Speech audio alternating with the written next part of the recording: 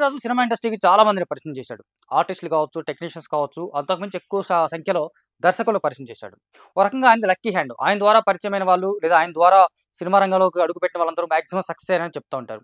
అలాంటి దిల్ రాజు ఇటు నుంచి ఒక కుర్రాడు హీరోగా వస్తున్నాడంటే చాలా జాగ్రత్తలు తీసుకుంటాడు. అతన్ని మాస్ హీరోగా లేదా కమర్షియల్ హీరోగా లేదా ఒక ప్రామినెంట్ హీరోగా నిలబెట్టే ప్రయత్నం చేస్తాడు అనుకున్నారు. బట్ ఆ క్రమంలో చూసుకున్నట్లయితే దిల్ రాజు ప్రయత్నిస్తున్నప్పటికీ కూడా ఒక కొన్నాళ్లుగా 'దిల్ రాజు' స్టోరీ సెలక్షన్‌లో టచ్ కోల్పోయాడు. అతని జడ్జిమెంట్ రాంగ్ అవుతుందని ఒక టాక్ వినిపిస్తున్న నేపథ్యంలో, అతని సోదరుడి కొడుకు 'ఆశీష్' హీరోగా మరొకసారి 'love me if you dare' అనే సినిమాతో ప్రేక్షకుల ముందుకొచ్చారు. గతంలో 'ఆశీష్' 'రౌడీ బాయ్' అనే సినిమాతో ఆకట్టుకున్నాడు. ఆ సినిమా కూడా పెద్దగా కమర్షియల్‌గా వర్కౌట్ అవ్వలేదు. అయినప్పటికీ కూడా హీరోగా ఫస్ట్ పిక్చర్ కాబట్టి అతను ఏం చేయగలడు అనే ఒక ఎలిమెంట్స్ ఎలివేట్ చేయడానికి ఆ సినిమా కొంతవరకు ఉపయోగపడిందని చెప్పాలి. ఇక ఇప్పుడు 'love me if you dare' అనే సినిమా మొదటి నుంచి ఈ సినిమాని కొంత డెఫినిట్‌గా ప్రమోట్ చేసేదానికి ప్రయత్నం చేశారు. కాకపోతే హీరో పెద్దగా తెలిసినోడు కాకపోవడం, 'దిల్ రాజు' బ్యానర్ అయినప్పటికీ కూడా ఆయన తన స్థాయిలో ప్రమోషన్‌కి సంబంధించినటువంటి ఎఫర్ట్స్ పెట్టకపోవడం కొంత ఇదిగా అయిపోయింది. అలాగే 'బేబీ' సినిమాతో ఓవర్ నైట్ ఫేమ్ అయినటువంటి వైష్ణవి చైతన్య హీరోయిన్ అన్నప్పుడు ఖచ్చితంగా ఆ క్రేజ్ యాడ్ అవుతుందనుకుంటే సినిమాకి నిజంగా ఆ క్రేజ్ యాడ్ అవ్వలేదు. సో, ఇన్ని డిఫికల్టీస్ మధ్య వచ్చినటువంటి ఈ సినిమా ఎలా ఉందనేది చూద్దాం.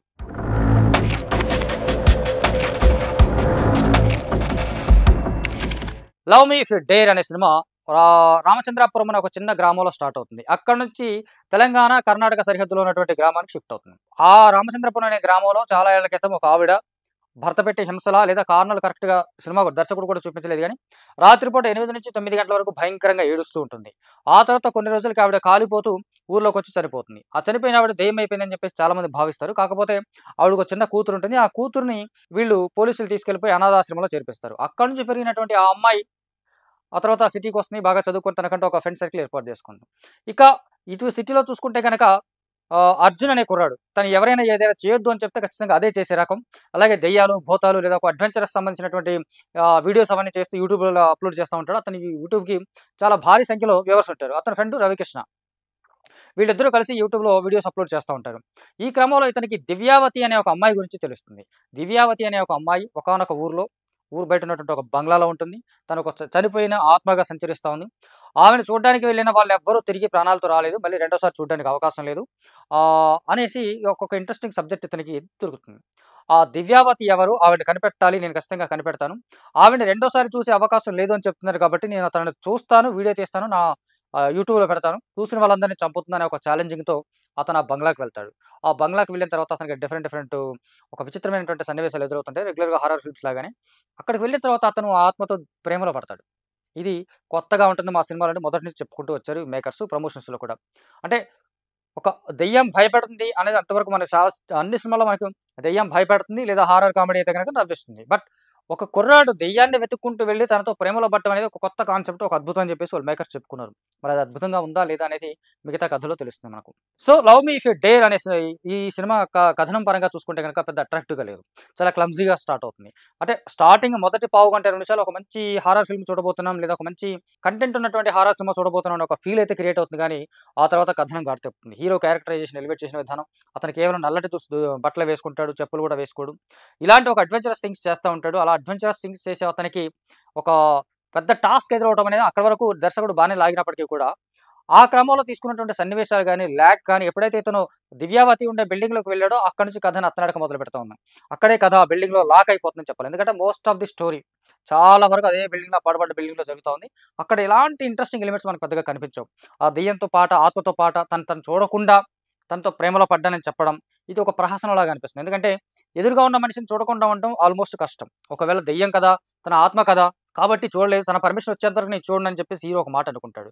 బట్ హీరో తనతో రొమాన్స్ చేస్తా ఉంటాడు. ఇంటిమేట్ సీన్స్ ఉంటాయి. ఫిజికల్‌గా కూడా కలుస్తారు. అలాంటి పర్సన్ ఆడియన్స్‌కి కనిపించకపోవడం అనేది ఒక రకంగా చీటింగ్ లాంటిది. ఇలాగ చీటింగ్ చేయటం లేదు దీనికి సంబంధించి ఒక ట్విస్ట్ రివీల్ అయినప్పుడు మనకి అది పెద్ద ట్విస్ట్ లాగానే అనిపించింది. ఎందుకంటే ముందు నుంచి ఆల్మోస్ట్ సాధారణంగా సినిమాలు చూసేవాళ్ళు సైతం ఆ పర్సన్ ఎవరనేది ఈజీగా గెస్ చేయగలుగుతా ఉంటారు. దీన్ని గెస్ చేయకుండా ఆడియన్స్‌ని పక్కదోవ పట్టించడం కోసం చెప్పేసి ఇంకొక నలుగురు హీరోయిన్‌ల ఫోటోస్ తీసుకొచ్చి, ఆ హీరోయిన్‌లు ఏమయ్యారు? ఇదొక సెకండ్ హాఫ్‌లో వచ్చేటప్పుడు పెద్ద కన్‌ఫ్యూజింగ్ స్టోరీ. ఆ కన్‌ఫ్యూజింగ్ ఒక లాక్ ఆయన ఏదో లాక్ అనుకున్నాడు. ఆ లాక్‌ను ముడి విప్పేటప్పుడు కూడా పెద్దగా ఏమాత్రం ఇంట్రెస్టింగ్ లేని స్క్రీన్ ప్లే కనిపిస్తా ఉంది.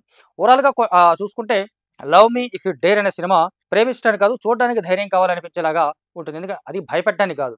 అంత ఇబ్బంది పెట్టేలాగా ఉంటుందని చెప్పాలి సింపుల్‌గా. అంటే దర్శకుడు కొన్ని కథలు పేపర్ మీద ఉన్నంత అందంగా సినిమాలో కనిపించవు. సినిమాలోకి వస్తున్నప్పుడు ఉండేటువంటి ప్రాబ్లమ్స్, డిఫికల్టీస్ అన్నిటిని ఖచ్చితంగా పేపర్‌లోనే క్లియర్ చేసుకోవాలి. ఆ తర్వాతే మనకి ప్రొడక్షన్ వరకు వెళ్ళటం, షూటింగ్ వరకు వెళ్ళటం అనేది ఇంపార్టెంట్.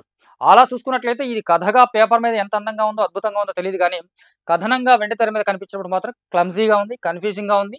ఎక్కడా పెద్దగా ఆకట్టుకోలేనటువంటి స్క్రీన్ ప్లేతో ముందుకు వెళ్తా ఉంటుంది. అంచేత ఒక కొత్త నేపథ్యంలో మేము సినిమా తీసాం. ఆత్మతో ప్రేమలో పడే ఒక యువకుడి కథ తీసామని చెప్పేసి వీళ్ళు ఎంత చెప్పుకున్నప్పటికి కూడా అదేమంత గొప్పగా అనిపించదు. పెద్ద లవ్ స్టోరీలో డెప్త్ కనిపించదు.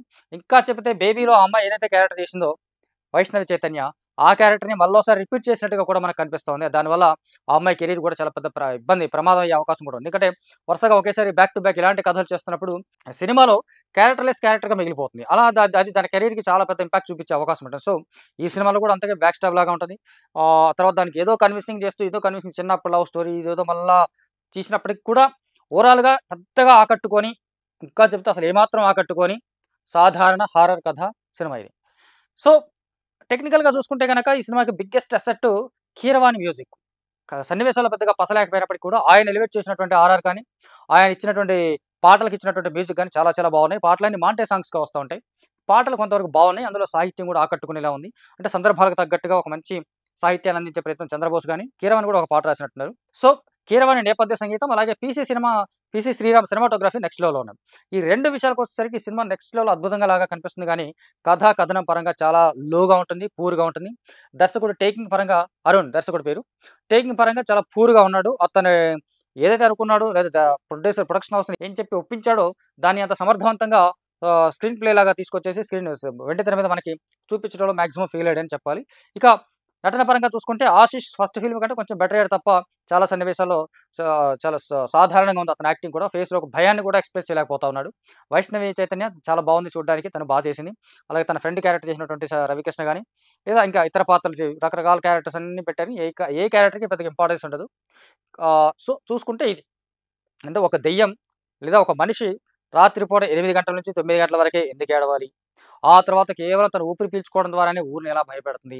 ఇలాంటి సన్నివేశాలకు ఎలాంటి ఆధారము లేకపోగా చాలా సిల్లీగా ఉంటాయి ఆ సన్నివేశాలు. అలాగే పాడుబడ్డ బిల్డింగ్ వెనకాల ఒక ఆవిడ దూకితే చెరువు మాయమైపోయిందని, ఆ చెరువు ఒక కొలను లేదా చెరువు లాంటిది ఒక మాయమైపోయిందని, ఆ బిల్డింగ్‌లోకి ఎవరు వెళ్ళిన వాళ్ళంతా చనిపోతున్నారని చెప్పడం. దాని మీద మినిమమ్ పోలీస్ ఇన్వెస్టిగేషన్ లేకుండా చూసుకోవడం. అంటే దర్శకుడు రచన పరంగా చెప్తున్నానండి ఇది. ఎంత భయమైనా సరే ఒక రాత్రిపూట మాత్రమే దెయ్యం సంచరిస్తుందనేది ఇక్కడ కథలోనే చెప్పుకున్నారు. బట్ డే టైమ్‌లో పోలీసులు వెళ్ళొచ్చు కదా! వెళ్ళరు. ఎందుకు వెళ్లరంటే హీరో వెళ్ళాలి కాబట్టి. ఇలాగా ఫ్లెక్సిబుల్‌గా రాసుకున్నట్టుగా కన్వీనియంట్ కోసం రాసుకున్నట్టుగా ఉంది తప్ప మనకి ఇది కన్విన్సింగ్‌గా కనిపించదు. అందువల్ల 'love me if you dare' అనే సినిమా చూడాలంటే కూడా ధైర్యం కావాలి.